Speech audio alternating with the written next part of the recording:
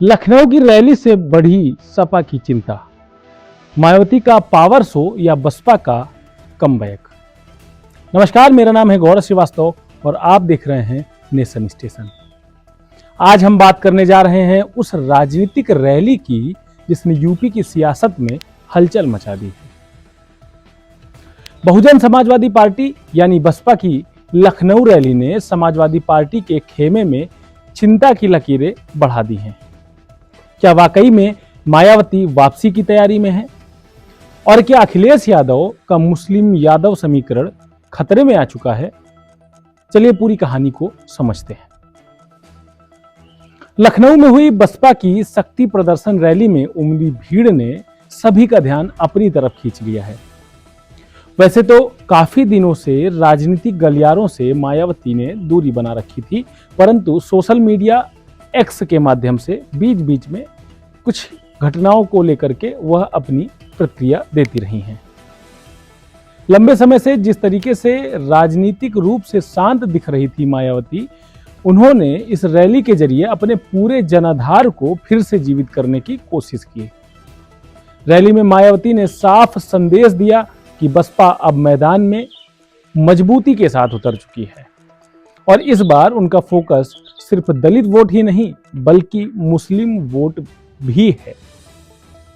साफ तौर पर देखा जा सकता है कि जिस तरीके से सपा का मुस्लिम जनाधार एक्टिव रहता है, वोट बैंक एक माना जाता है, अगर बसपा एक्टिव होती है और बसपा उसको टारगेट भी करती है तो सपा का जनाधार खिसकना तय माना जा सकता है।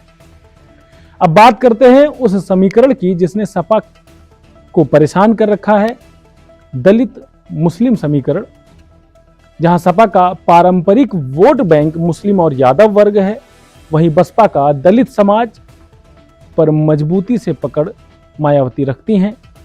अगर मायावती मुस्लिम वोटर्स को अपनी ओर खींचने में सफल होती हैं तो सपा के MY यानी मुस्लिम यादव समीकरण में बड़ी सेंध लग सकती है।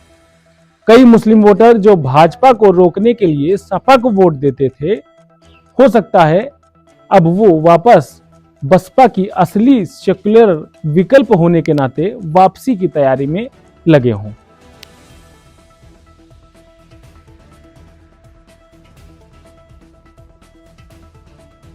क्योंकि भाजपा यदि अपने कोर वोटर को और मुस्लिम वोटर को अपनी तरफ खींचता है तो कहीं ना कहीं सपा के वोट बैंक में सेंध लगना तय है। सपा के लिए सबसे बड़ा खतरा यही है वोटों का बिखराव। अगर मुस्लिम वोट सपा और बसपा में बट गया तो इसका सीधा लाभ भाजपा को मिलेगा, जैसा कि 2017 और 19 के चुनावों में भी देखा जा चुका है। यानी कि जितनी बसपा मजबूत होगी उतनी ही सपा की मुश्किलें बढ़ जाएंगी। मायावती का इस रैली का मकसद सिर्फ भीड़ जुटाना नहीं था, बल्कि यह दिखाना भी था कि बसपा अभी जिंदा है और पहले से ज्यादा मजबूती से लौट रही है।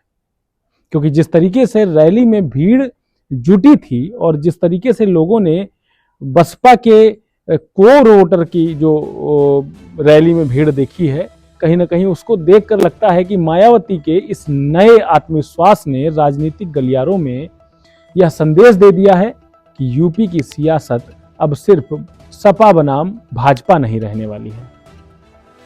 बसपा फिर से तीसरी ताकत के रूप में उभर सकती है। आपको मायावती के अचानक से एक्टिव होने को लेकर क्या लगता है? आपको भी हमारे चैनल के माध्यम से, कमेंट के माध्यम से आप जरूर बताएं कि मायावती का अचानक से एक्टिव हो जाना और चुनाव के 1.5-2 साल पहले ही एक्टिव हो जाना, कहीं ना कहीं यह राजनीतिक गलियारों में कैसी रुचि को दिखाता है और लोगों के मन में क्या प्रतिक्रियाएं चल रही हैं।